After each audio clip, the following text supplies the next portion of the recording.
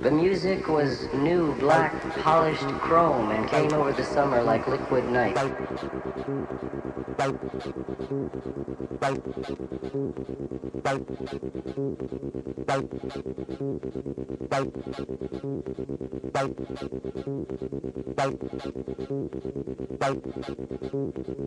The music was new, black, polished chrome and came over the summer like liquid night.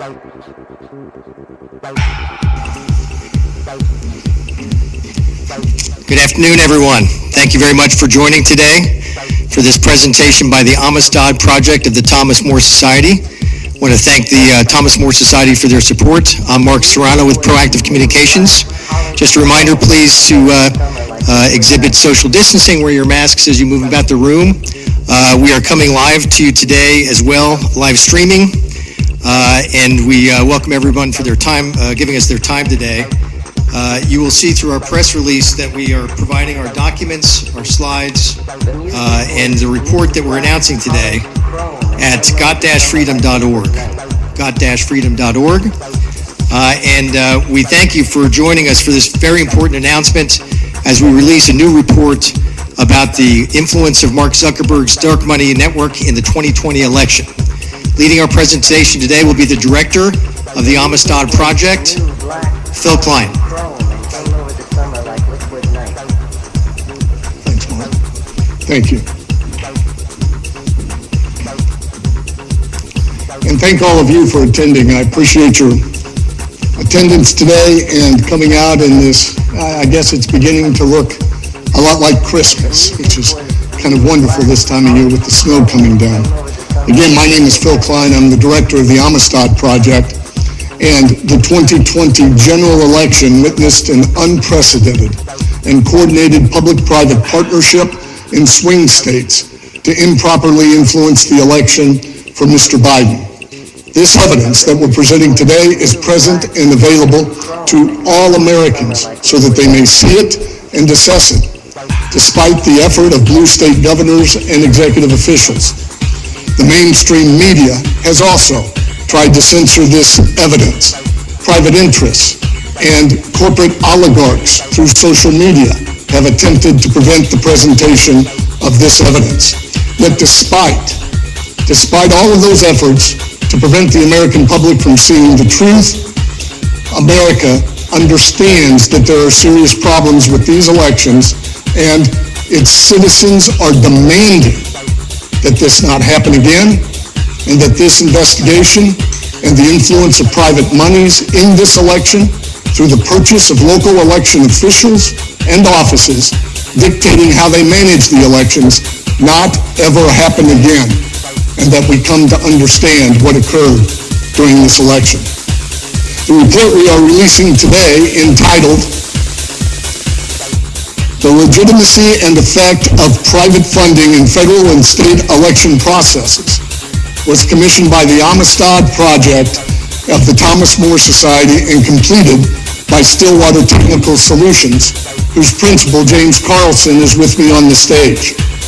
James is a prolific author and writer, and he additionally has influenced public policy at the national level with the Department of Interior, the Department of Agriculture, the United States Congress, and the White House. His team has been working on investigating the influence of private monies for some time now, and that report will be revealed to you today.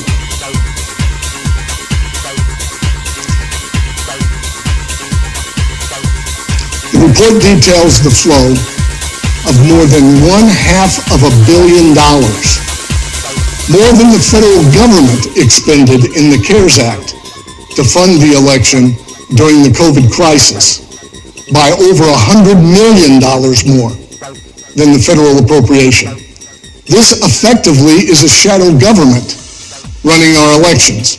$500 million into the hands of state and local officials who in turn allowed those private organizations and private interests to have access to sensitive and private information of American citizens that was of value to political parties and monetized for interests on the left.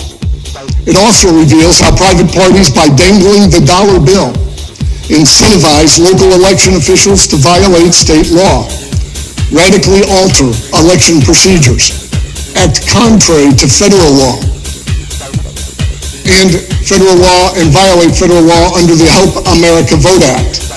It involved a government in a scheme to turn out a specific demographic of voter. And government engaging in turning out a specific demographic of voter is the opposite side of the same coin as government engaging in an effort to suppress turnout among a specific demographic. Such is not allowed under United States law and is a violation of equal protection and a violation of a prime precept in American law that all citizens need to be treated equally. As a legislator, I often had occasion to speak with groups of individuals who would often give me this refrain: why don't you run government like a business? To which I replied, government's not designed to be a business. It has a much different objective than a business. Government must treat all citizens equally. That means there's inefficiencies in government. It is inefficient in an election to have more than one candidate. You know, we see efficiency in elections in the former Soviet Union when they had one candidate and the elections were run very swiftly and the results were known. That is not the role of government, to discriminate against certain persons and run the election efficient. It is to run it with fairness and transparency and access. And fairness and transparency and access are not the most efficient ways to count votes. It's much easier to let one person go in the room and determine the winner and come out and announce it than to actually allow America in the counting room. And instead, this time we ran government like a business, with $500 million of an oligarch's private monies dictating that America must be kicked out of the counting room, while the billionaire was allowed inside the counting room. This report and the evidence we're going to share today demonstrates that Mr. Zuckerberg's funds flowing through charities paid for the election judges, paid for the satellite offices to turn out the vote, paid for the machines, and dictated the policies that undermine state law. No. The real question we need to ask when we talk about the size of government is whether a specific function is part of government's role, or is it better done in the private sector? That's the real question. What is the scope of government's role? And government has the core responsibility of managing the elections. We don't put out elections for bid. We don't have elections brought to you by Coca-Cola. It is government's job to manage elections, and it must do so without a thumb on the scale and without private interests dictating how those elections are to be implemented. In other words, the question is not efficiency. The question is fairness. And the best antiseptic to a lack of fairness is transparency. Let me restate this because it is fundamental and an important point, or the very purpose of all of our election laws. The best protector of equality and fairness is transparency in the election process. Equality means counting every valid vote, and the flip side of the same coin of equality means not counting every invalid vote. You know, I'm reminded of when the United States first opened up the Oklahoma Territory for settlement. And at the time, a lot of people lined up on what was the border of Kansas, and they shot off a gun, and they allowed them to rush in. That's where we get Oklahoma Sooners, by the way. People cheated, rushed in early, and popped up and said, I claim this land, these Sooners. But people rushed in, and they formed towns overnight. One of the first towns that was formed had to elect a mayor, so they had people stand in line, 2 lines. If you support this candidate, stand in this line. If you support this candidate, stand in this line. And then they appointed somebody to count as people walked by. And what they learned was some people were sneaking back in the line to be counted twice. And that's when they elected their first sheriff to be able to manage that election. And the point being that with transparency, we can discover fraud. With boarded up windows and election officials kicking one party out, you can't discover fraud. And kicking a party out is a violation of election law. It is a direct violation of election law. And people don't violate the law without a reason. Now we have other means of transparency, and you might remember in our lifetime in the Bush-Gore battles, looking at the hanging chads. Debating whether a dimpled chad was an actual vote. That was valid because that election was transparent and America was in the counting room. You didn't get that opportunity in this election. You weren't in there. Mark Zuckerberg was. Again, the truth is that America was kicked out of the counting room and a billionaire was allowed in. This billionaire, who gave over $500 million that we've been able to track and James has been able to identify in this election, poured most of that money through a charity entitled and named the Center for Tech and Civic Life.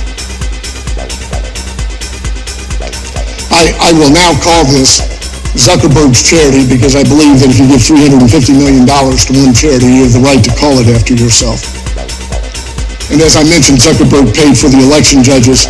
He purchased the drop boxes contrary to state law. He ordered the consolidation of the counting facilities. Zuckerberg paid the local officials who boarded up the windows to the counting room. Zuckerberg money purchased the machines, Dominion and otherwise. And Zuckerberg money was contributed to secretaries of state like Michigan's Jocelyn Benson, who has fought transparency in this election by refusing to release computer logs and trying to bury forensic reports relating to those logs. That is not transparency. That is not the role of a Secretary of State. The Secretary of State's role is not to protect the vendor who manufactures the machines and distributes them. It's to forward the rights of Michiganders to a safe and fair election and a transparent election. Today, with this report and other evidence gathered by the Amistad Project, we're going to tell you this story. It is a story that should have already been told by the mainstream media.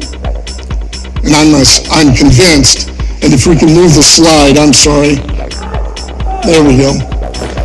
It's a story that should have been told by the mainstream media, and a story I'm convinced would have been told by the mainstream media if the billionaires had a different identity. If it was the Koch brothers, I don't believe that we would have to hold this news conference to reveal this truth.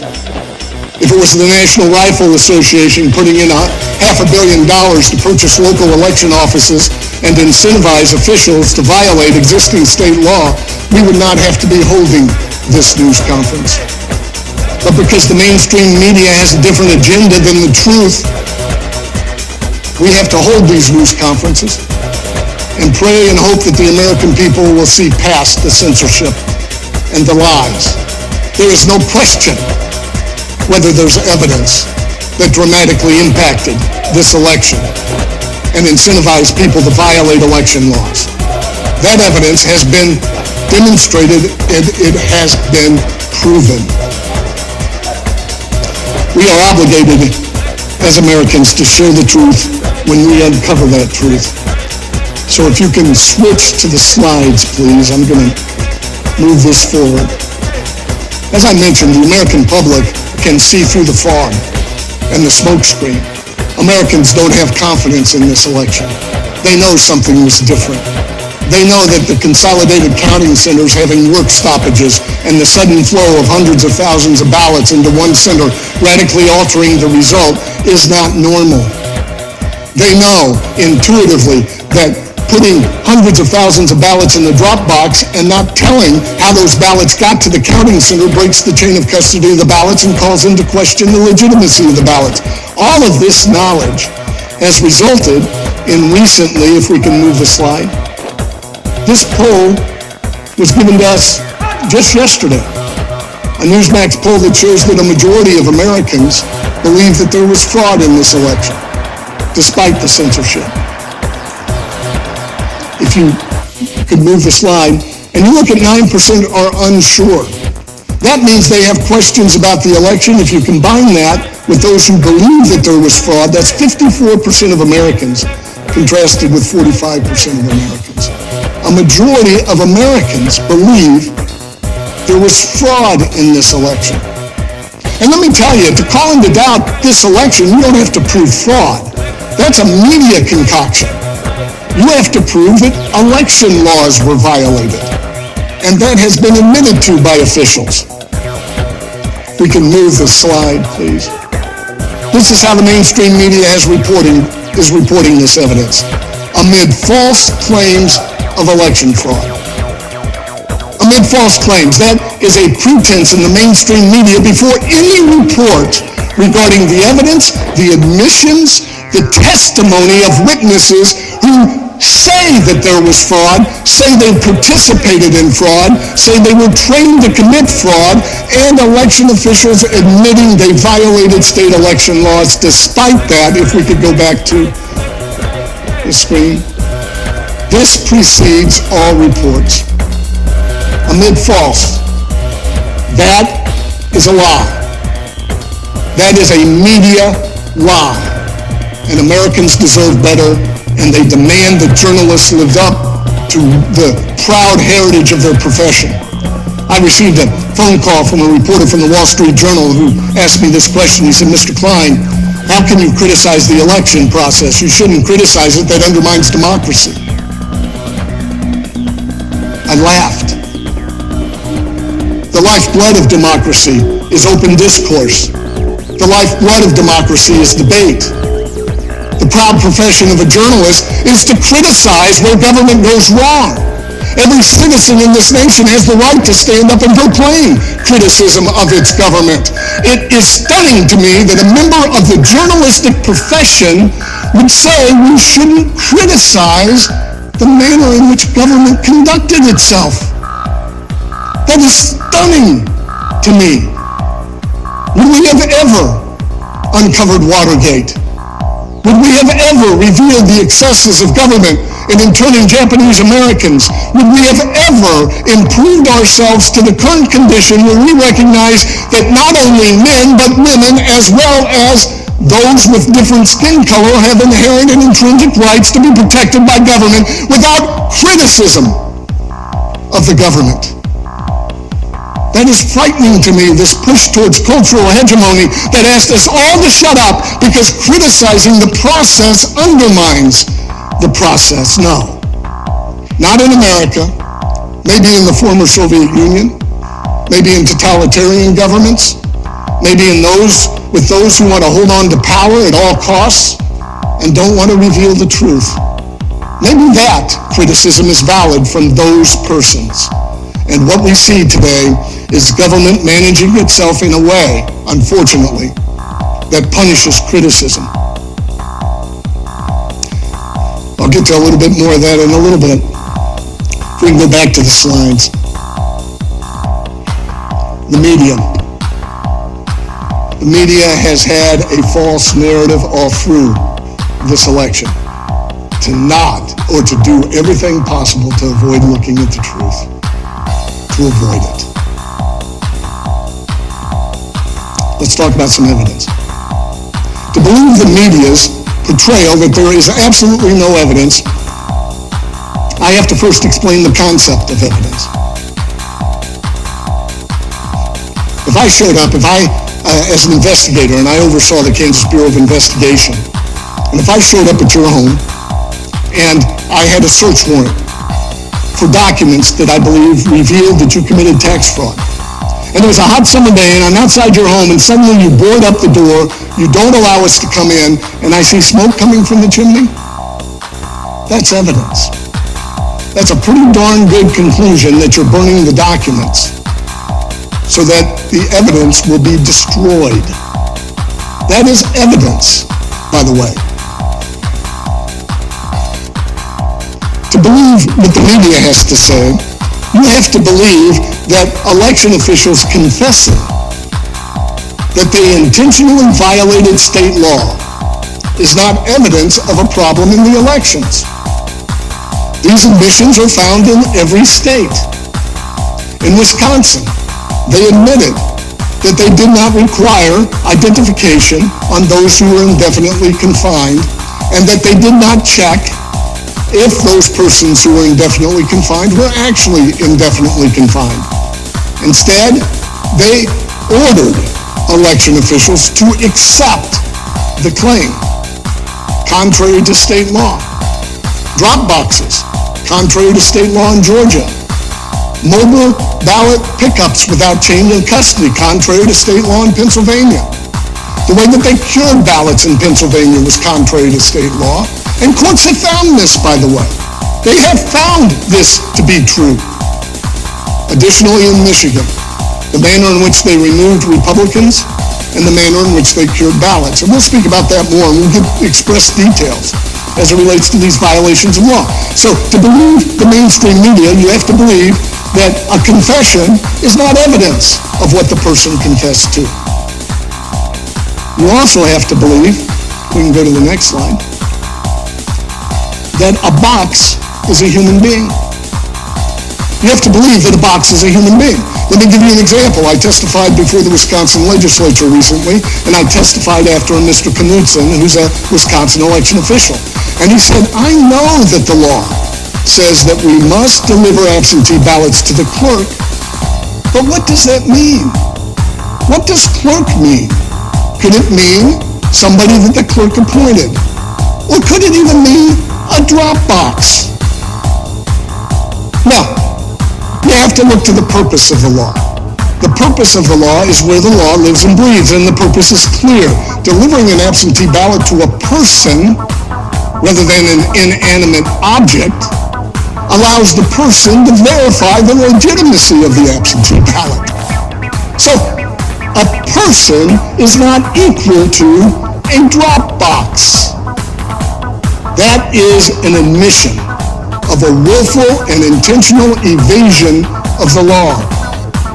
If I walked into this room and I had a gun, and I don't, by the way, and I pointed it at somebody's head and pulled the trigger, and I said, oops, I didn't know what a gun did, who amongst you would believe that I am innocent of shooting that person?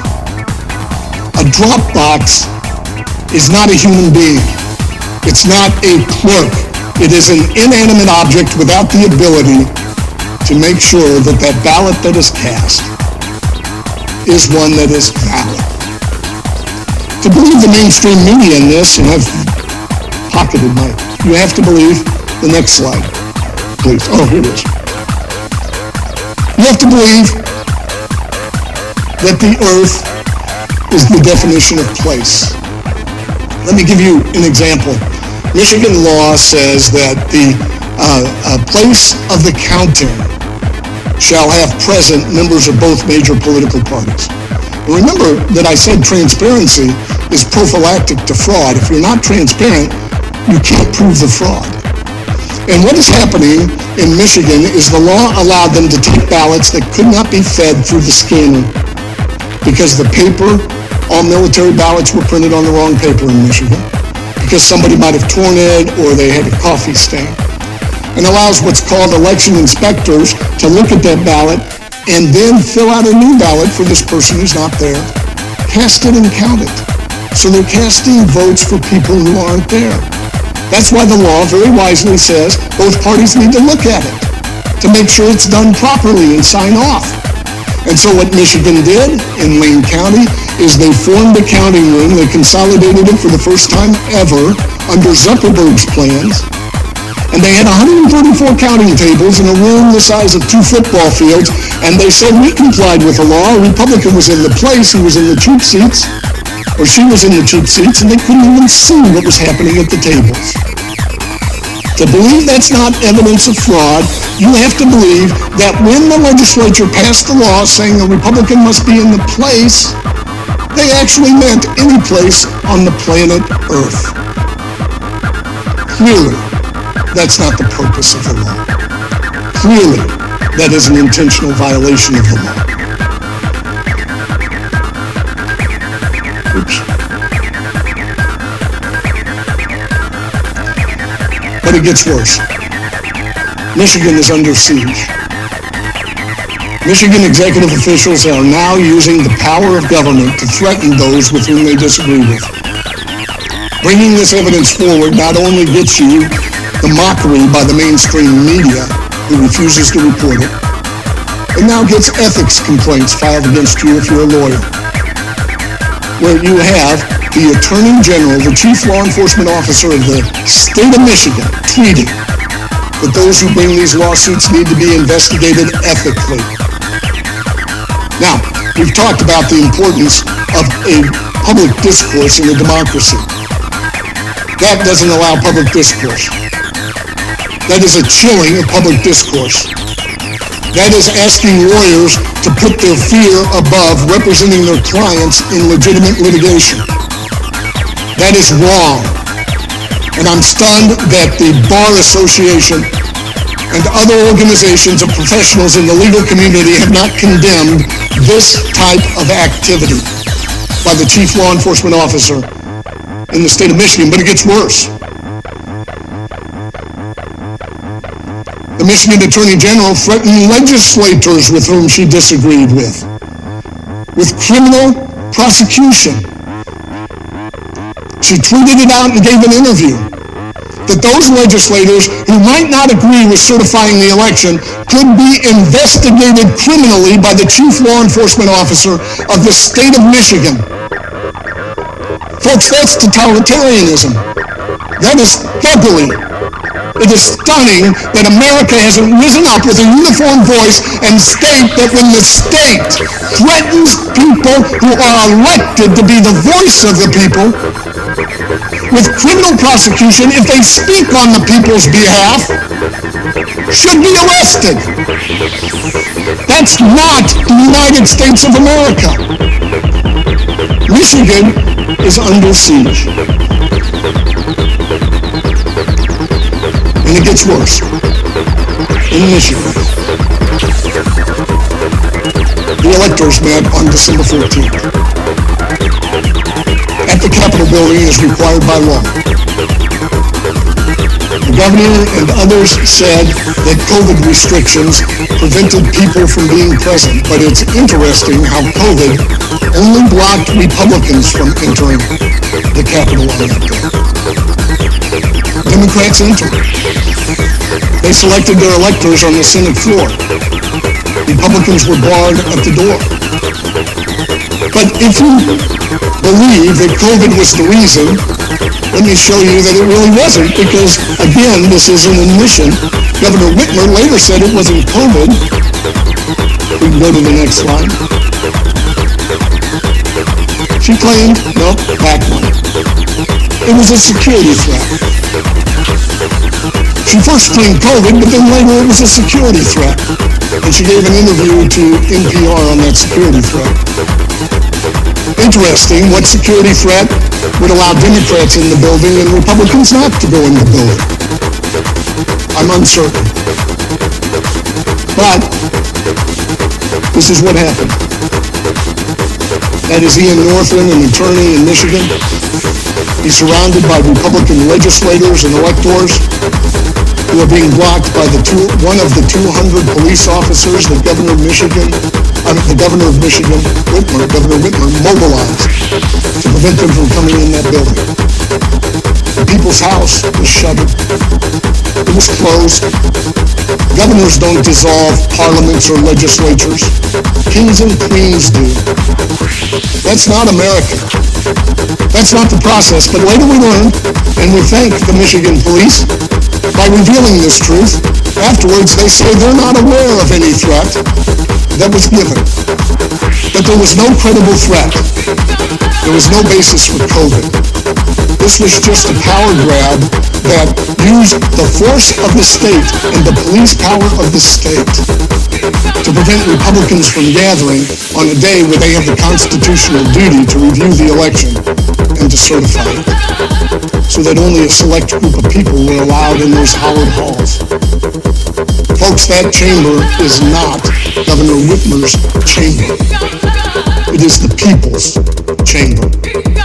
And that Capitol should be open to the people of the state of Michigan. This is frightening. And I hope people start to wake up to this.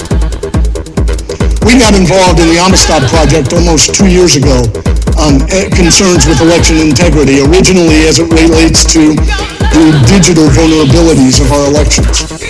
And And we'll speak briefly about that a little bit later. But we started to see things change as we moved into the COVID concerns in the spring of 2020. And we saw governors starting to proclaim themselves to be not a part of the lawmaking process, but to be the law. And they said that they were exercising these emergency police powers for our benefit. Now, these powers, which are extraordinary, are only to be exercised at a time when democracy cannot function, when the legislature is in a bunker, or they're hiding, or they've been decimated by foreign attack. When democracy can function, we don't have a constitution that supports governors saying, I do not have faith in democracy, I'm not going to propose bills, I'm not going to have a public hearing, I'm not going to have debates about whether this is good for America, I'm going to dictate it. And what I believe that we're missing is that these dictates cover every aspect of human life. They cover whether you can be 5'11" away from a person or 6'1". They cover whether you can attend a funeral, whether you can attend a wedding, whether you can have friends over for the holidays, whether you can visit a loved one who is dying. And when you pass laws that impact every aspect of human life, those laws are unenforceable. There's no police force large enough to enforce those laws. So what happens? They're only enforced against those who raise their voice against the government. And that's what you see happening in America today. Health or workout areas where somebody says the government's wrong, suddenly they get raided. A barber in Michigan who says, wait a minute, I disagree with this, they get raided. You see government not only playing favorites in elections, playing favorites in who has economic vitality and whose business is going to be crushed. Big box stores are open, while church facilities of the same size cannot open. You have arbitrary enforcement. We got involved because Governor Whitmer herself threatened a group of black urban pastors with jail if they met to speak against cancel culture. We represented that group called One Nation. She continued to threaten them with jail if they met or if they marched, while she marched with Black Lives Matters. We see this example all across the nation, and it violates a basic tenet of American law that all citizens have value and all citizens are to be treated equally, and all voices have value in the American debate. We're trending the wrong direction out of fear. Fear has allowed them cover to become petty tyrants within their state. As we move through that process, we started to see the impact on elections as emergency orders started to change the election process.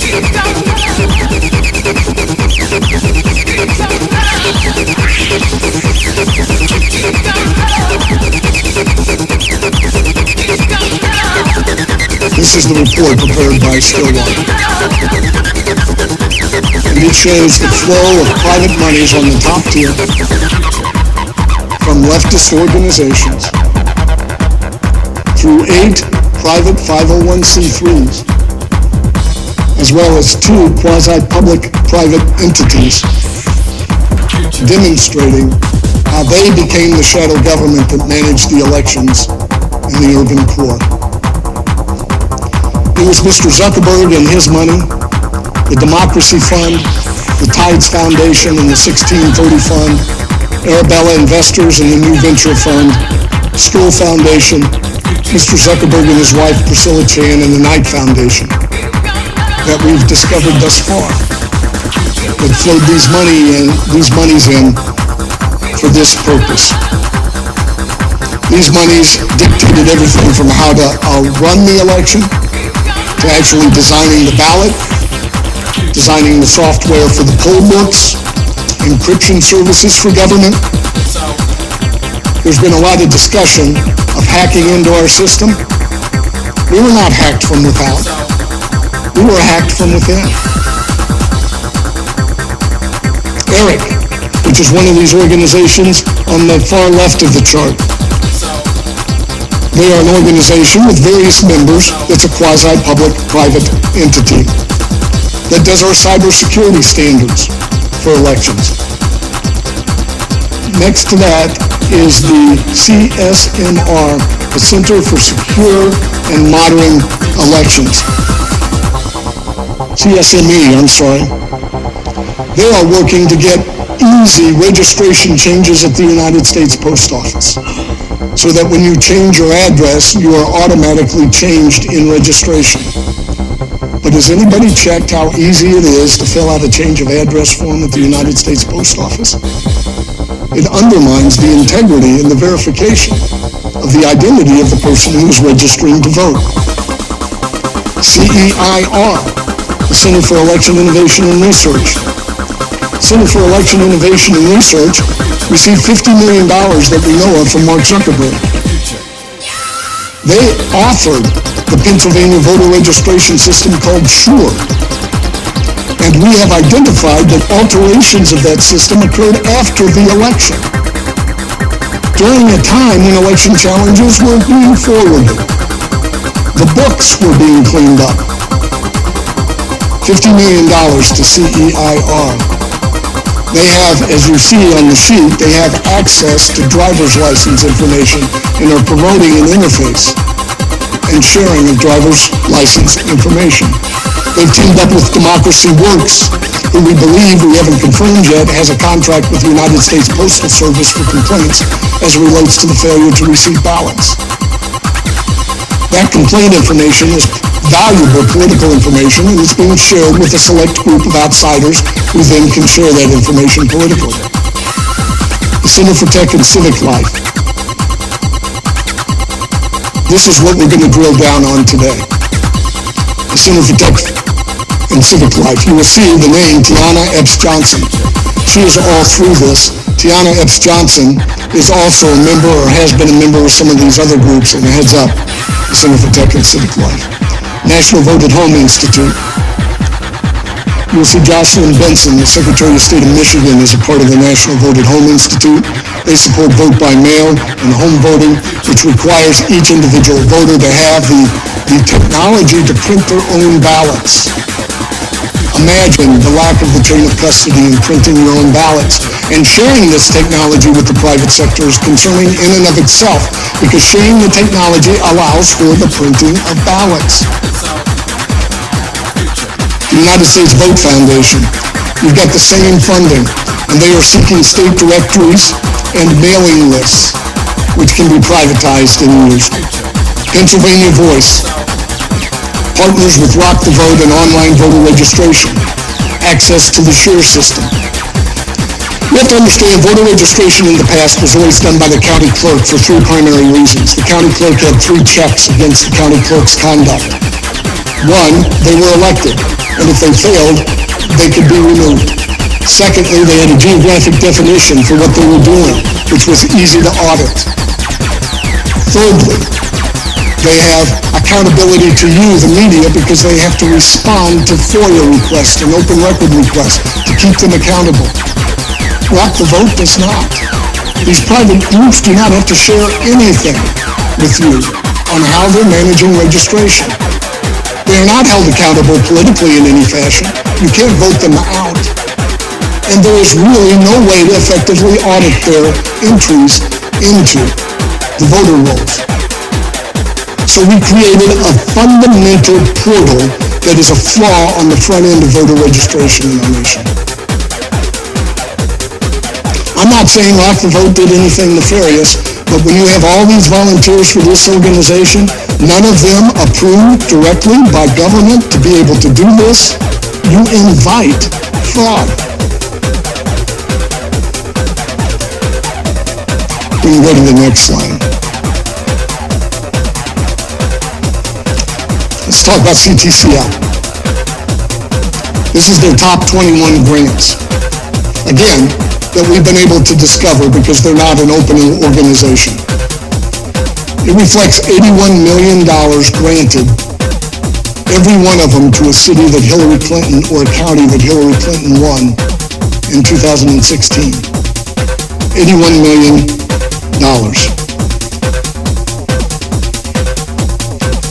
Let's move to the next slide, please.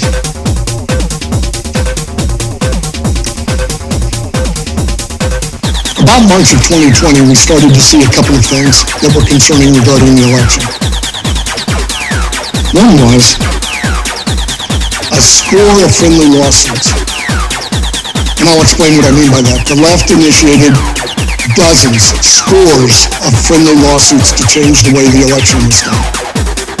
What I mean by a friendly lawsuit is when you sue an official knowing that they're going to agree with you, so that they don't put up a defense to your claim and actually settle it and give you all that you're asking for.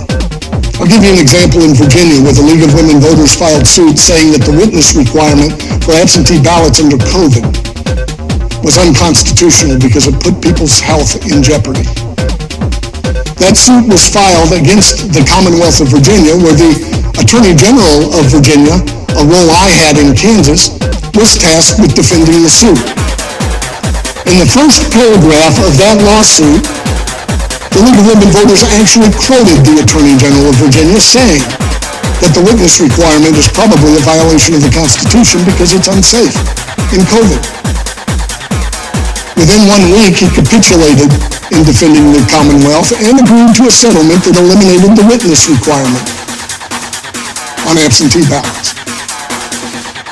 Those suits were filed across the nation, challenging not only the witness requirement, but deadlines of counting absentee ballots, the requirement of a postmark, the requirement that the ballots be given to a clerk. All of the protections of the absentee ballots were challenged by the left in litigation, claiming that COVID prevented them from being carried out. That happened in March. For the Attorney General of Michigan to say that those who disagree with her should be investigated criminally, where was she in March when those on the left were undermining state law? That was passed by the legislature. Now, I don't believe any of them should be criminally investigated, but certainly it should have been spoken of that these lawsuits were to undermine protection for the integrity of the absentee ballot. Why do we have those protections? Because the absentee ballot is cast away from the polling place. When you vote in person, there are persons trained to measure whether you're being intimidated, whether you understand, whether you're being coerced or being misled. Away from the polling place, none of those protections are present. That's why President Jimmy Carter and James Baker said that most fraud occurs with the absentee or mail-in ballots, and we need to protect that. And that is why most all states have some protections like signature requirements to compare signatures, applications for absentee ballots, requirements of witnesses for absentee ballots. All of those were eviscerated in this election, either through friendly litigation or through Mark Zuckerberg's monies and the dictates of what they would do. David Plouffe, March 2020, Mr. Plouffe wrote a citizen's guide for defeating Donald Trump. And on page 81 of that book, he said that it's going to come down to a block-by-block street fight in the urban core to turn out the vote if you're going to defeat Donald Trump. At the time, he was working for Mark Zuckerberg. He's Obama's former campaign manager. Not long afterwards, we started to see CTCL, which has averaged about 1.2 million a year, suddenly reaching out to create grants. And they started calling Democrats. The Democrat mayor of Verzion, Wisconsin, was contacted. And they said, look, we're going to give you, it was $100,000 total. But you're going to turn around and you're going to recruit Green Bay, Kenosha, Madison, and Milwaukee. Give them $10,000 each. So that the 5 of you can come up with a plan and we got more money coming. So this small group gave out about 8% of its annual revenues to one city, and they knew more was coming because they were granting monies to recruit other cities, and they told them which cities to recruit. And with that, these 5 cities came up with, and it's pretty remarkable, the Wisconsin Safe State Voting Plan. Now you have to understand that federal law requires every state to come up with their own voting plan. They have to submit that plan to the federal government. In return, they receive federal dollars. They cannot change that plan unless they have public hearings. That plan requires that they treat every voter equally and disperses the funds in that fashion.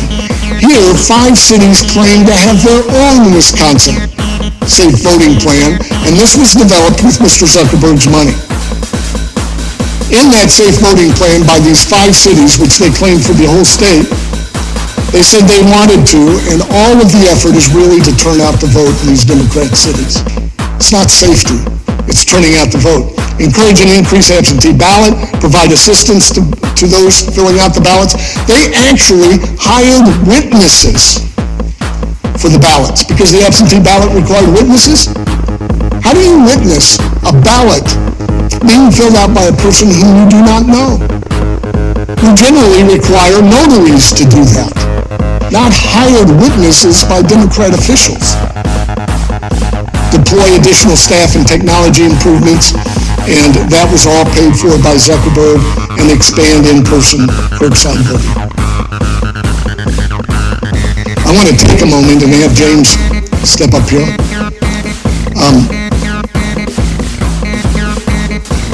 I'm sorry, James, wait a second. I think it's a little bit later. Here are the grant numbers. No, come on up here. That's a Wisconsin Safe Voting Plan, James. Tell them about these grant numbers. Okay. Good afternoon, ladies and gentlemen of the press, American people. My name is James Carlson. I have the privilege to serve the Amistad Project and the American people. This slide right here in front of you is the Wisconsin Safe Voting Plan of 2020, and going from the vertical axis to your left, you'll see encourage and increase absentee voting by mail. So those are actually directives. To dramatically expand strategic and voting education, launch poll worker recruitment, training and safety, and ensure safe and efficient election day and administration. What you have here is a plan that was developed by the 4 cities in Wisconsin to submit to CTCL in exchange for grant contracts. And so that's what's in front of you here. And there are cities, it's actually 5, Green Bay, Kenosha, Madison, Milwaukee, and Racine. And so working across, you begin to see the amount of dollars that have been allocated to these cities. Now, to give a little context to this, Phil mentioned the HAVA plan and the Help America Vote plan. So I'll back out just a little bit and describe that for you so that we can understand that. The Congress appropriates money to the Elections Administration Commission, EAC, who in turn disseminates that money to the various states under what are called state implementation plans. Those are HAVA implementation plans. They're adopted by the various legislatures, and then the commissions, the various commissions from each of the individual states. Those commissions now are responsible for administration of elections throughout the various states. And so that's how the system works. Here we have private money that was injected at the last minute by private entities. Now it's important. One of the basic questions, it's a basic civics question that I think we should ask here. And that is it legitimate to allocate private money for public elections? Very, very basic question. Can you legitimately allocate and inject private money into public elections? So that's what we have here in front of us in the Safe Voting Plan, Phil, of Wisconsin. And James is going to come up in a minute and explain to you how these cities already had adequate funding from the federal government to implement these plans. And I want you to notice, though, how much money is allocated towards voter turnout. This money is going to a Democrat stronghold to provide voter turnout, while at the same time they primarily claim this money was necessary because of COVID.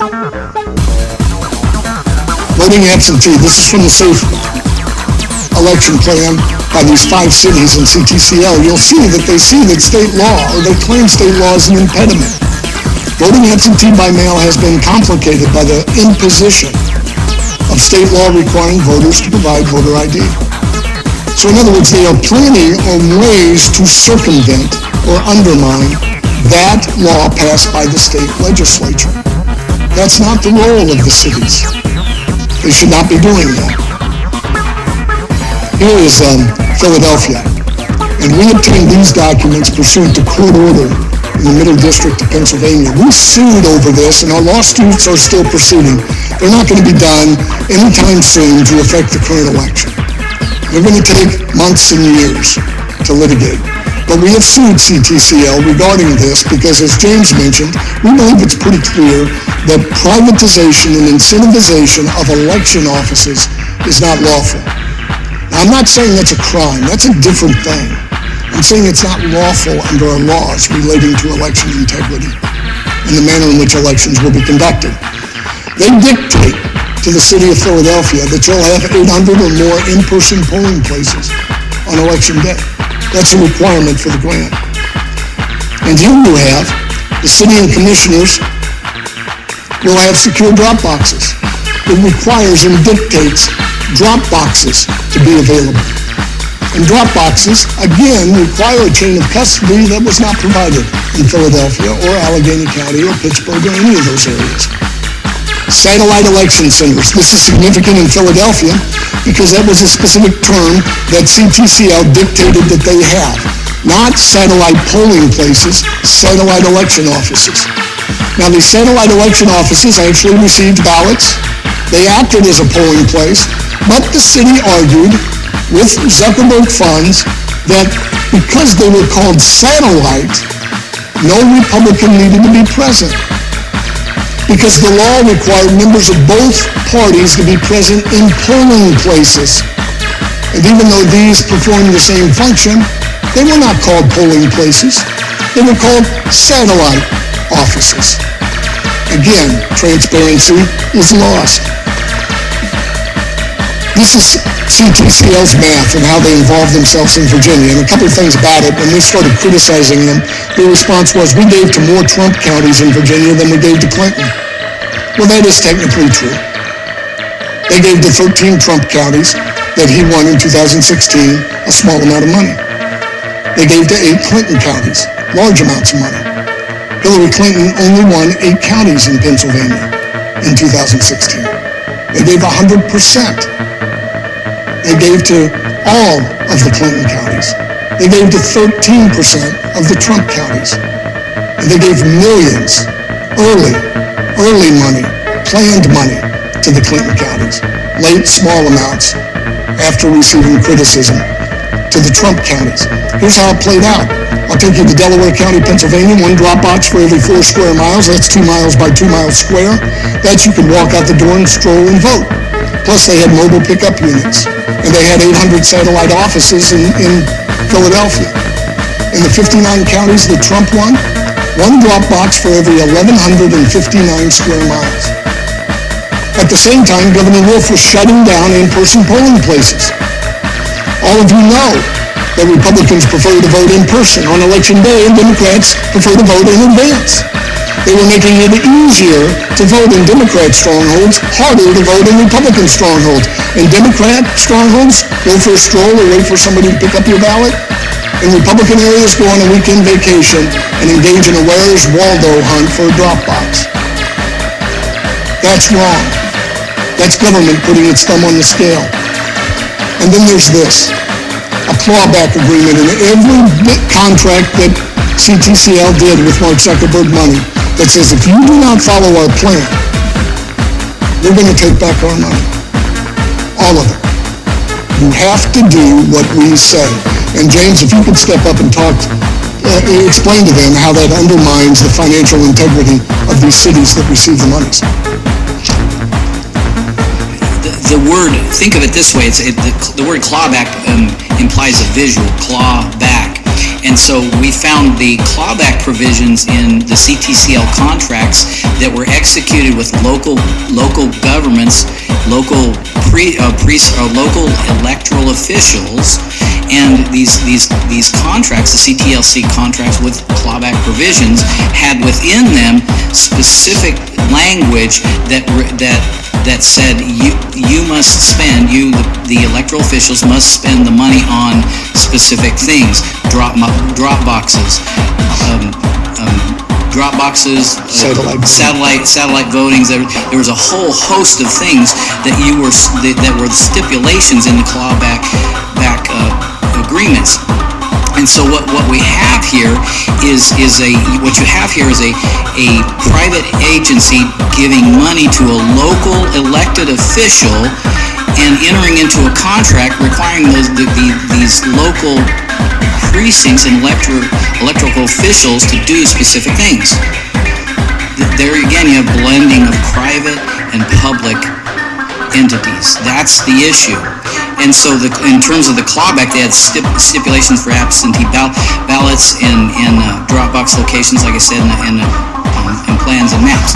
But there was something else that we saw in our report, and I really encourage you to obtain and read the report, and that is that the contracts over time, the contract to Philadelphia, which was $10 million, there was a $10 million grant that was given to the city of Philadelphia for executing safe and secure elections.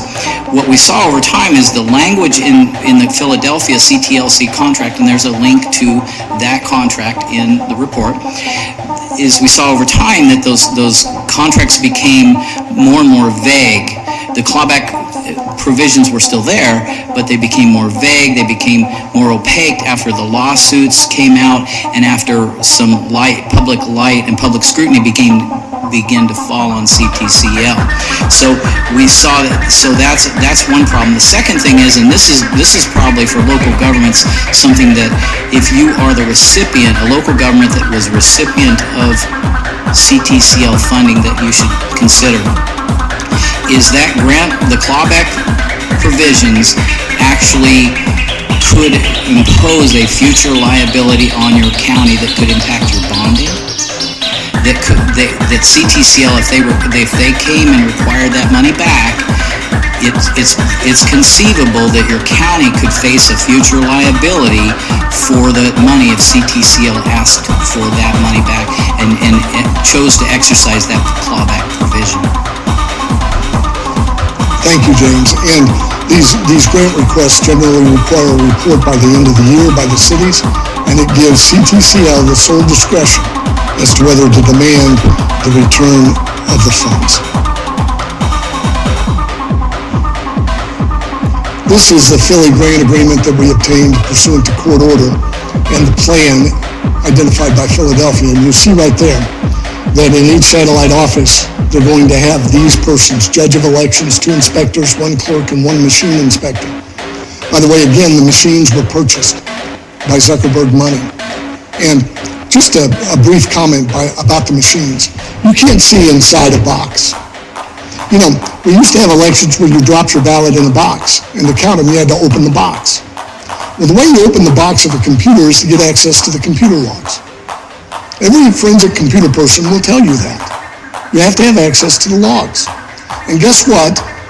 The Secretary of State of Michigan and others are trying to prevent America to have access to the logs. They're not letting you see inside the machines. The very machines that count America's votes, they don't want you to see inside. It's like saying, we get to look inside the box, but you don't. That's not right. Who accepts that as a transparent election? Why don't we ask the next question? Why can't we see inside the box? Just recently, there was a forensic report relating to Dominion machines out of Antrim County, Michigan. That report was very, very critical of the functioning of the machines.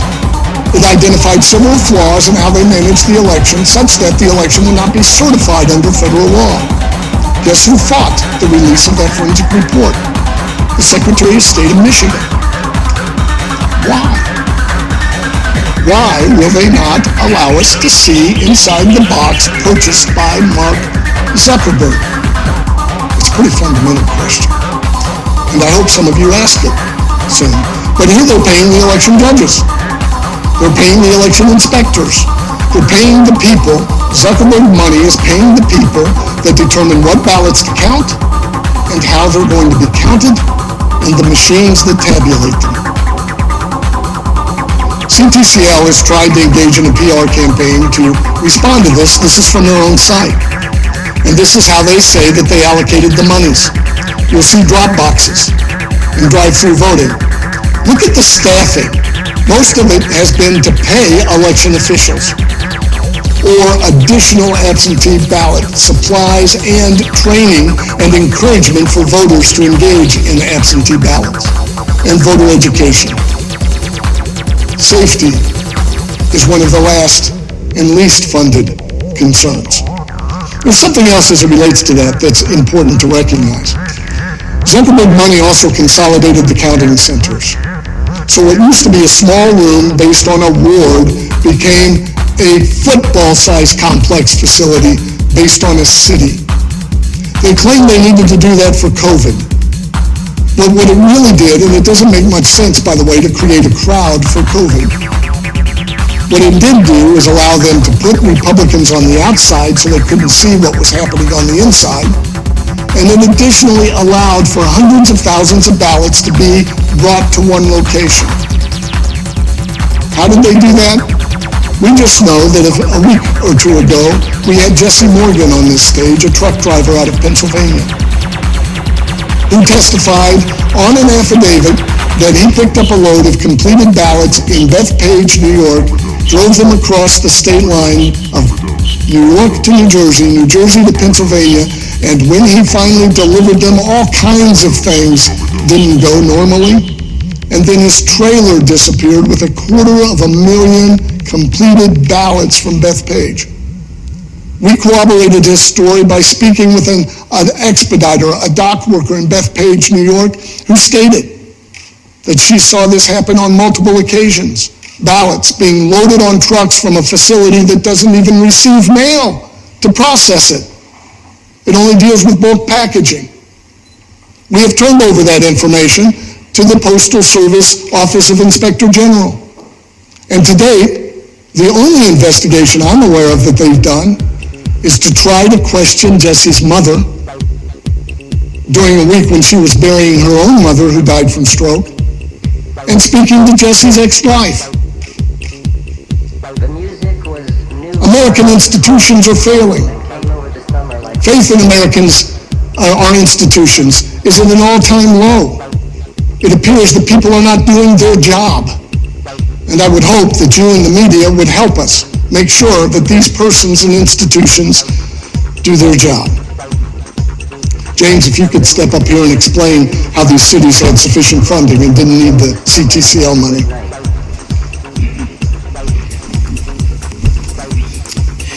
Our first question was, is it legitimate to have it allow private money into public elections? So that was our first question. Our second question, and this is woven through the report, these are the questions that we address.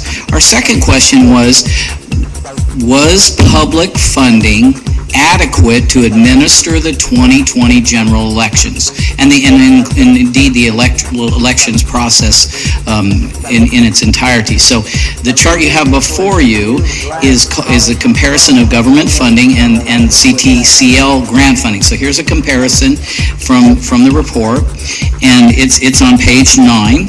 And basically what this slide tells you is you have Michigan, Minnesota, Pennsylvania, and Wisconsin on the x-axis there on the left, and 2020 HAVA plus CARES funding. Now it's important to understand that you had HAVA funding that is part of the electoral process and appropriated by the Congress through the EAC and then to the individual state individual state commissions. And then you had CARES funding, which was appropriated to respond directly to the coronavirus itself and the recovery. And so you had, and also electoral purposes. And so you had the combination of those two, and I had two other slides as well. The combination of that funding in Michigan, well, you just use that as an example, and we can just use that as an example.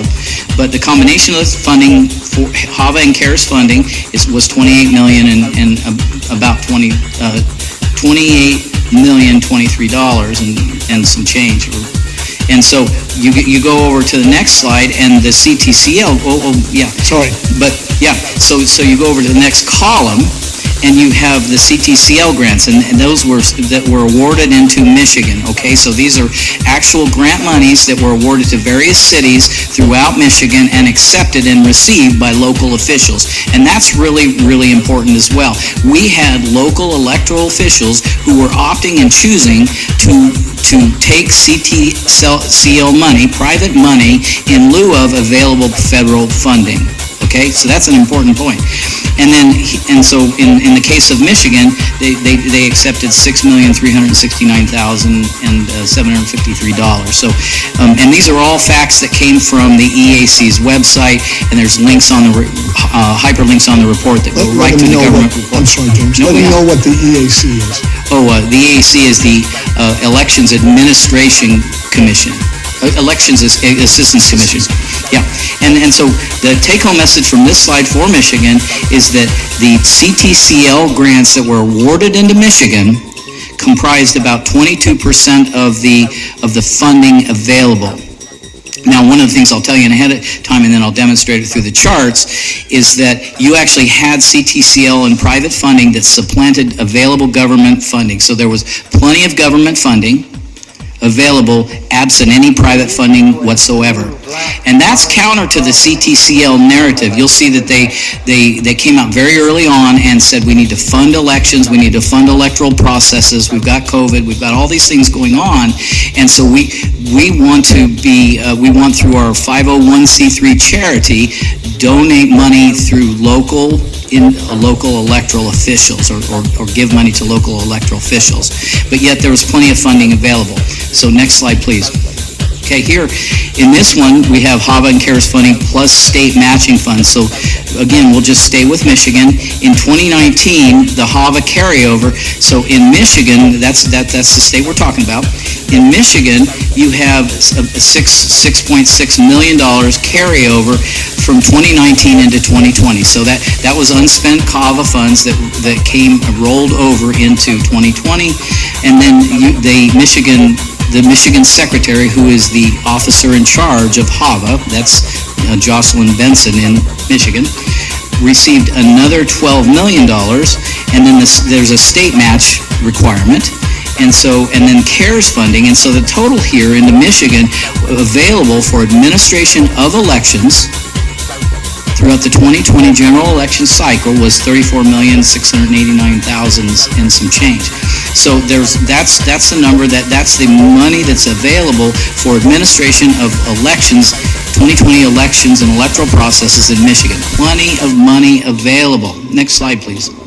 Okay, and so here, this one is the actual expenditures. So we had money that was allocated, federal money that was allocated through HAVA and CARES. And this slide actually demonstrates the expenditures. And so the amount appropriated from our previous slide was $11.3 million. The state match was 2.2, and the initial total available for administration was about $13.5 million. Now, what's important about this is that you had the expenditure. The state of Michigan only spent $6.8 million of the available public funds, which is about 49%. And instead, what you had, these are EAC charts from the federal government. There's hyperlinks in the report. But and by the way, when we talk about the report, that we're authors, always kind of promote their own work. So sorry if I'll stop saying that too much. But here, the available funds, here's the take-home message from this slide. This is really, really important, is only 50% of the monies were spent as of September of 2020, and instead you had the Secretary Benson and the electoral officials coming out and promoting private funding for public elections. That's a very, very important, in lieu of public funds, ample public funds that were available. Thank you, James. And in anticipation of the question, I want to move back, and you see the $34,689,000 from Michigan there, but that includes other funding in addition to CARES, which was passed in March 2020. You go here, and James is only mentioning the CARES funding, and there you see that $11 million again, $299. So just out of the CARES appropriation, Michigan still had $6.7 million available to it for the 2020 election, or 49% of its funding, when it accepted a CTCL grant. So absolutely demonstrates there was not a need for this private funding at this time, and that all of these cities should have been treated equally with the other cities in the state of Michigan as it relates to the management of the election. If we can go to the next slide. Oh, I'm the one controlling it. Going through and identifying the violations of state law by state. And it's important to note that these violations occurred everywhere there was Mark Zuckerberg money. Everywhere there was Zuckerberg money. Arizona. They failed to comply as it relates to the chain of custody on drop boxes. And additionally, they allowed people to vote at addresses where they were no longer residing because of the drop boxes. Georgia, you have several examples of how they violated state law. I would encourage all of you to look at articles recently published in Georgia regarding drop boxes. And additionally, Georgia responses to drop boxes by Michael Patrick Leahy, who is a journalist who's been demanding this chain of custody logs that he's not getting forthcoming as it relates to Georgia law and the drop boxes. These chain of custody are required by election laws, and they're not being provided. Who picked them up? When? How long did it take them to deliver them? Did they have 2 persons per key? Those types of answers are not being provided. Wisconsin violated several aspects of law, and I mentioned some of them. One was the clerk who said, or the elections official, Mr. Knudsen, he said, I don't understand the definition of the word clerk. It could mean a box. Where the law in Wisconsin is very clear, you must deliver ballots directly to the election clerk. And there's other examples as it relates to those who are indefinitely confined do not need to show voter ID. The Wisconsin Supreme Court actually chastised election officials on 2 occasions, saying that you must follow the law, that these persons have to be actually indefinitely confined before you excuse them from the voter ID requirement. In Michigan, there were problems with curing the ballots, in that they excluded people from watching the curing process. They excluded people from being able to watch the management of the ballots, and again, breaking the chain of custody as it relates to drop boxes. I believe the story in Georgia, by the way, indicates that there are over 500,000 ballots cast by through drop boxes in which there's no chain of custody provided. Pennsylvania, I'll describe this briefly, but there's much more, and you can get this afterwards. In Pennsylvania, the Democrat areas that had Zuckerberg money decided to cure ballots contrary to state election law. Election law says that if the absentee ballot is not completed in the proper fashion, that it is not to be counted. But Democrat officials in these strongholds took these ballots, set them out in the hallway, and asked party officials to come pick them up and fix them, fix other people's ballots, which they did.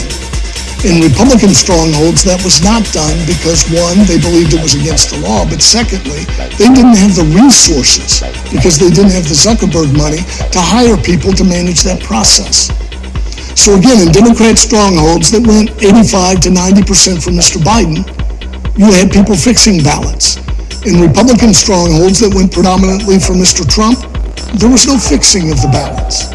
That again is a violation of equal protection. That's just one example in Michigan. This report, I would encourage you to read it. As Mr. Carlson stated, it has hyperlinks to all the sources of information. It does constitute evidence of lawlessness in this election. And I would just simply say this, unless this is not a Republican or a Democrat issue, it's an American issue. When the leading democracy in the world cannot conduct its elections in a transparent and fair manner, that is a threat to democratic republics around the world. There are serious, serious questions that must be asked. We must persist to get the answers to those questions regardless of the objections of state officials who don't want us looking inside the box. There has been this false rush to declare who won the presidency that is not required by our Constitution. Our Constitution contemplates election disputes. It allows certain challenges and time to be able to determine whether the election was conducted lawfully and fairly and has an accurate result. These deadlines that we keep talking about of the Electoral College are done and passed through Congress statute. They can't override the Constitution. Moreover, primarily they were done out of convenience. They were last amended in 1945. If you go back far enough, the election date was determined based upon when the harvest would come in, and the meeting of the Electoral College was based on how long it took to ride a horse to Washington, D.C.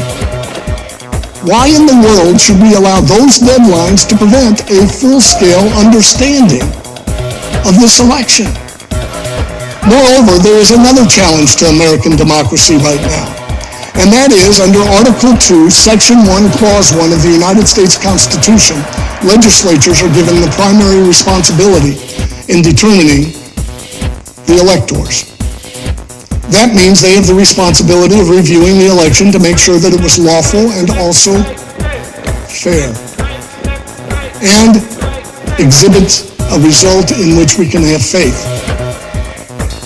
But now, they're not even allowed to meet. Since Election Day, legislatures around this country are prohibited from meeting. They can't even meet to review the election or debate it. The institution that has the primary constitutional responsibility is prohibited from even meeting. In some states, it requires the governor to call them into session, and the governor refuses. So in other words, a small group of people can prevent those elected by the people from actually meeting and having a full-scale discussion in both House and Senate about the legitimacy of the election. That's not democratic. Shuttering the doors of the people's house is not democratic. Only allowing one party in the state capital of Michigan is not democratic. Only allowing one party, wherever Mr. Zuckerberg's money's touched, to be able to handle and watch the counting of the ballots is against election law. And it's the obligation of every American to make sure this does not happen again and to ensure that we get at the facts and the truth about this election. And I would invite you to join us in that effort, because we're not going to stop until we do. Thank you. If you please respond to your questions.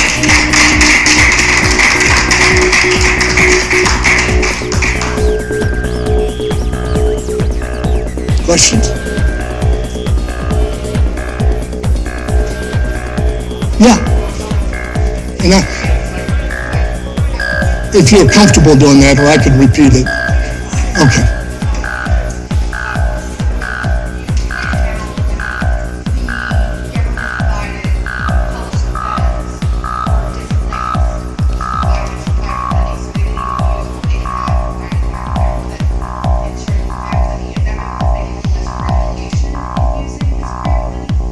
Well, I would say this, a couple of things regarding that. First of all, as James mentioned and we mentioned earlier, there is a state plan. The legislature has the responsibility. So they pass a state plan that treats every voter equally. And those funds have to be used consistent with equal protection and consistent with that state plan. For example, in Wisconsin, before the Zuckerberg money, generally each jurisdiction received $4 to $7 a voter to manage the election. You know, there's some offsets because of additional costs depending on where you're located. But that has to be followed by the city. The Zuckerberg money? No. That is a direct agreement with a private entity. And for example, the receipt of these 5 cities of these funds gave them up to $47 a voter to manage the election, as contrasted with the $4 to $7 that the state gave. What Mr. Carlson's point is that there was available additional money for them to do this funding and manage the election consistent with federal and state law. But they got private money. And that private money was spent in a way that it created a two-tier election system and also helped them evade state law as it relates to voter ID requirements, absentee ballots, and so forth. So technically, this is legal, do you? No, we don't believe it is. Not at all. Here's their response. Nothing in the law prohibits it. But there are things that prohibit it. First of all, the states are required to follow the plan they submit under federal law. They can't deviate from it unless they have a public hearing, and you all have a right to ask questions about it. Second, federal law prohibits a disparate treatment of voters based on demographics. Thirdly, and this is kind of it's a long-standing rule of law, but cities are creatures of the state. The state holds the power, not the cities. And the cities can't step out of what the state requires unless they have express authority to do so. So it's not that the law doesn't prohibit it. It's that the law doesn't allow it. And therefore, it's contrary to state and federal law. Then does Congress need to do a law that specifically prohibits? No. It's kind of like the debate about a place in Michigan. You know, do we need a new law that says that at the counting facility, there must be a representative of both political parties in the place of the counting? Well, you would not think that we would need that unless people tortured what the definition of place is by replacing the purpose of the law to allow people to see with the strained definition that place means the planet Earth. And since there's a Republican on the planet Earth, we've complied with the law. We did not have to do that in America until we deconstructed truth and deconstructed the meaning of words to the point that words don't mean anything, so therefore we can shape them for whatever purpose we want and use them as a tool to get what we want. I would hope we're not completely at that place, that Americans still retain some common sense, understand what the purpose of the law is, and effectuate the purpose of the law. If we lose that, we're speaking different languages, and we can't agree anymore. It's just a power struggle. I don't believe we're there. I hope that answers your question. Yes, ma'am.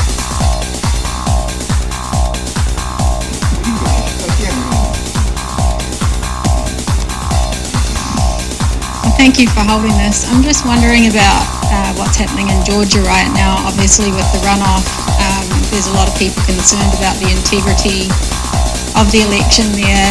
Is this apparatus operating in full scale? Are other issues being addressed before the election in Georgia? We're seeing the same problems occur again. We are seeing Dropbox use. We're seeing Zuckerberg monies. We're also seeing the recruitment of people to move from one state to the next to register to vote in Georgia, which is concerning because all of us have an equal right to select our United States Congress. And they're actually inviting persons such that, for example, you could have voted for a United States Senator in the state where the U.S. Senate seat was up, and now move and vote for a second United States Senator? No, that's not allowed. There are all kinds of problems with how Georgia is managing its elections, how they're handling absentee ballots, and we anticipate filing in Georgia to try to prevent some of these things from happening again. One of the challenges we had in suing the Center for Tech and Civic Life and the use of Mr. Zuckerberg's monies before the election is that the harm can't be proven until after the election.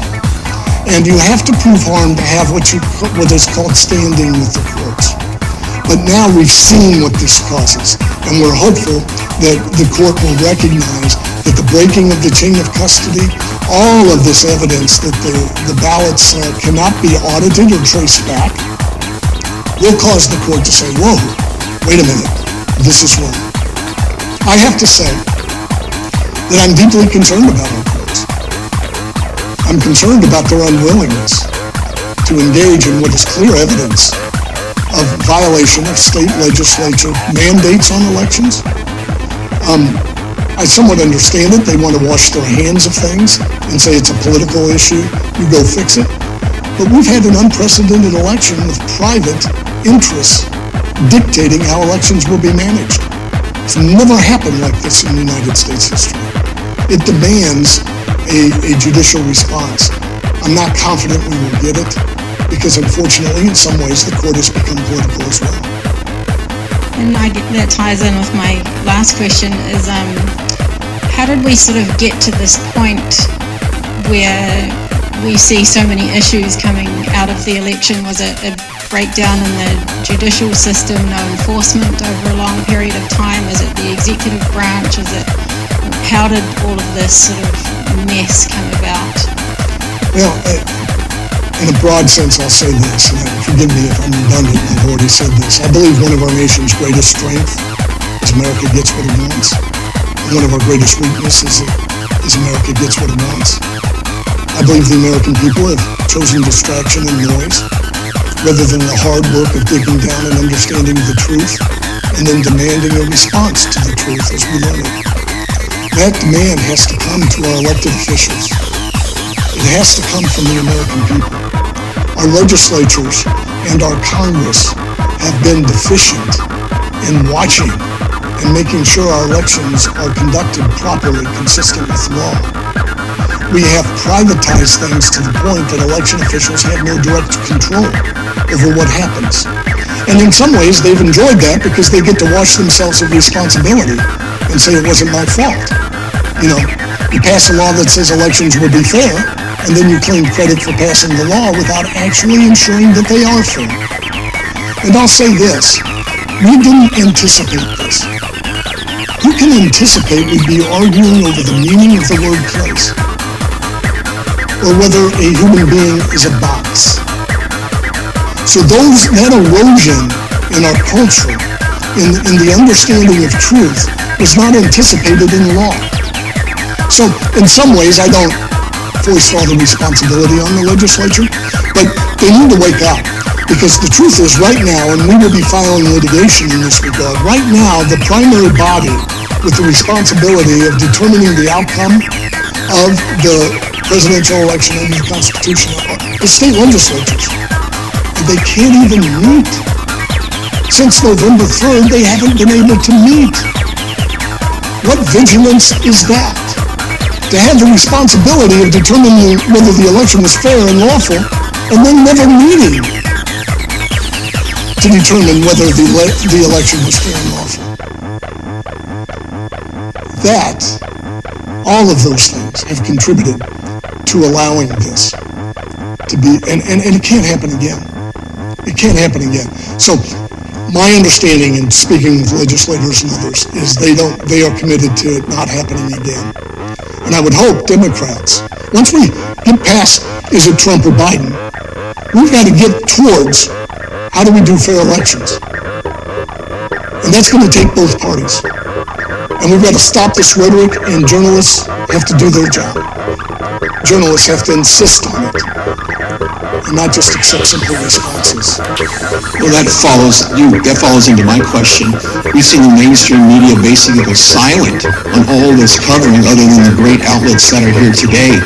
Have we heard a response from Zuckerberg about all of this? And my second question is, there's millions of Americans out there that have not seen this information, and if they saw this information, maybe their outlook on the election would change.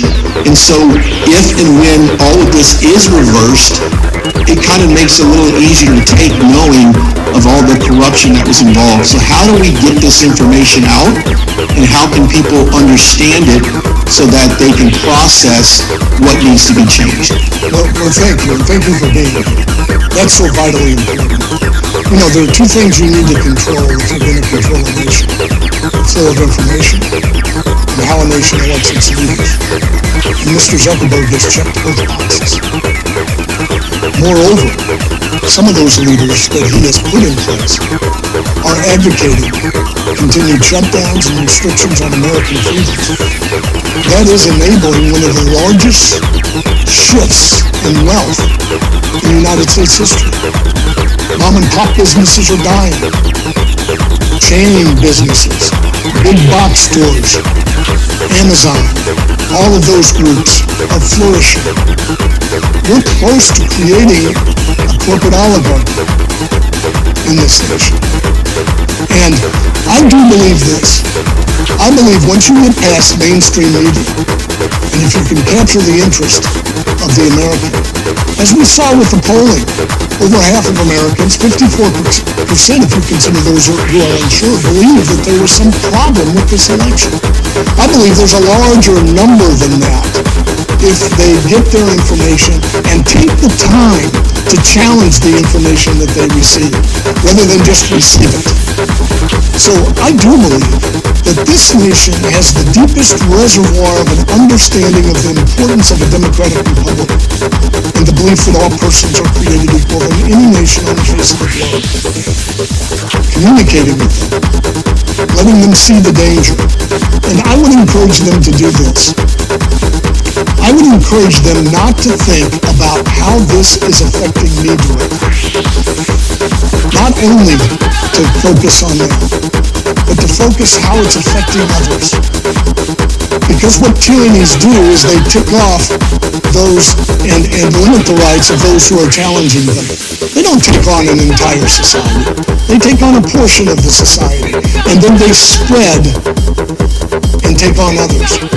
And what we're seeing right now with the actions of the Attorney General of the state of Michigan, the actions and comments of the Secretary of State, the shuttering of the state capitol by Governor Whitmer, are the first steps in trying to limit dissent. Dissent. That should awaken every American. We all need to fight for each other's right to speak, and we need to also challenge this belief that flattening the curve has to become crush the dream. We need to protect our vulnerable and not quarantine the healthy. We need to allow the science to flow through state legislatures and not emanate from the mouths of executive officials who have rendered the state legislature impotent in debating policy that affects every American life. And we need to teach the importance of those basic values that are American. So, I'm not sure I answered your question, but that's what we must continue to do. Any other questions? Yes. Thank you. Georgia, Pennsylvania, and Michigan's Secretary of States recently, I think it was yesterday, had a big Zoom call. They broadcasted it on C-SPAN, and they talked about how it was extremely secure. It was a historic level of security of the election. What would you say to them? How many of you believe that? I mean, if it was, why not open the door? If it was, why is Secretary Benson trying to prevent the release of a forensic report relating to the machines? If it was, why weren't Republicans allowed in the county? If it was, why not explain why $500 million of private money dictating the manner in which elections were to be run was allowed into the management of the elections? You know, all of these secretaries of state have acted contrary to their expressions. I have never investigated somebody. And again, I'm not saying that this is criminal, okay? It's important to understand that. There's a difference between violating statute that protects the integrity of the elections and committing a crime. There's a profound difference. And you don't have to prove a crime to prove that the election didn't follow the law or invite fraud. But I've never investigated anybody who was guilty who wanted me to see the evidence that they possessed and controlled. And I've never investigated anybody who was innocent who didn't want me to see the evidence that proves their innocence that they possess and control. Open up your doors. If it is that safe, let's get the ballots. We can take ballots and we can take envelopes, and it's very easy to do forensic analysis to determine whether they were fraudulently cast. If it was done fairly, why was there the intentional destruction of the chain of custody of ballots from drop boxes? If it was done fairly and openly and securely, why do we have affidavits of people who said they were taught to commit fraud? Employees of Democrat cities saying they were trained to commit fraud. If it was done fairly, then where is Jesse's trailer 250,000 filled-out ballots disappear on a trailer that has GPS. And they can't find it? They'd rather speak to his mother and his ex-wife. If these things were done fairly, they would be acting much differently. So I have my doubts, and by goodness, as an American citizen, I have a right to have my doubts. All of us do. 54% of Americans do, and we have the right to answers, not this, don't worry, nothing's going on. There's no fraud here. It doesn't cut it.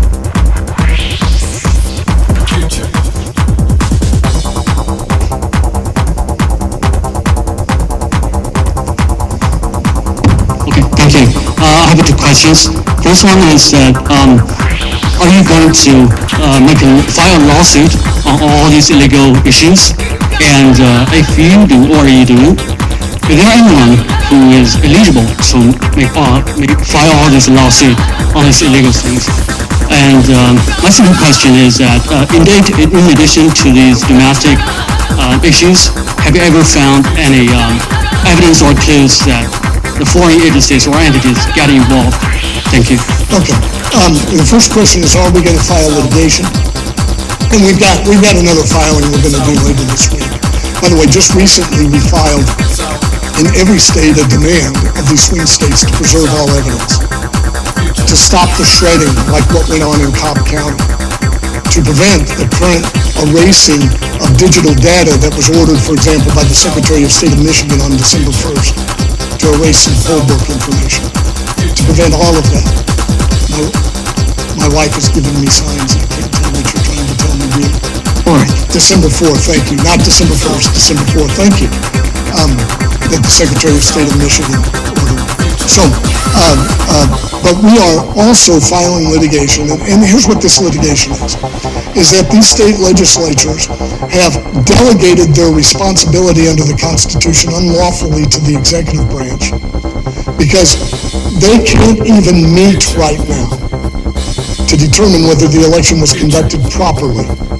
And a legislature violates the separation of powers when it gives all of its power away to another branch of government. The separation of powers was a primary design in the United States to prevent government from eroding personal freedoms. We wanted debate. We wanted challenges. We wanted these groups to wrestle with one another in power to kind of constrain the government in many ways from infringing on personal freedom. And our lawsuit that we'll be filing tomorrow or within a couple of days says that it was improper for the legislature to give all of its power away, so it can't even meet at this important time after an election. And your second question, sir, I'm trying to remember exactly what it was. Are there any foreign agencies getting involved? Thank you. Well, let me just describe this. The vulnerability of our digital footprint in elections has been known for several years. In fact, in 2016, the FBI estimated that over half of our poll books were penetrated by foreign interests. So this digital concern is real. The same digital concern exists with these companies that provide the machines. Most people don't know that most of the aggregation of the vote on election night, now these aren't official results, but what the media reports and where the media claims a victor, which has significant impact, as you know, in how Americans perceive the election, right? That is all aggregated on Amazon World Services on the cloud. Now that aggregation allows the media to pull down the data, but what's on the cloud can also be hacked. And if you go to many of these websites, official state websites, and you look at the unofficial results on election night and you click on it, it's going to reroute you to a site that's hosted on foreign soil. That's well known. The company that is primarily designed, for example, with Clarity Elections. Clarity Elections is the hosting service with a company called Hart that provides a lot of machines around the nation. The software and the hosting site is done by a company called Cytl, S-C-Y-T-L. They're out of Barcelona, Spain. So there is, yes, plenty of evidence that foreign interests are tied into our digital footprint and how we manage elections. And that needs to be discussed and openly discussed in this nation, whether we want to continue in that fashion. I believe that there's significant vulnerabilities. So we should go back, quite honestly, to paper. America was in the counting room in Bush v. Gore. We all got to look at the ballot and decide whether it was valid. And we can keep the paper. And we can audit the paper. And we can do so with efficiency. But the primary aim should not be efficiency behind closed doors.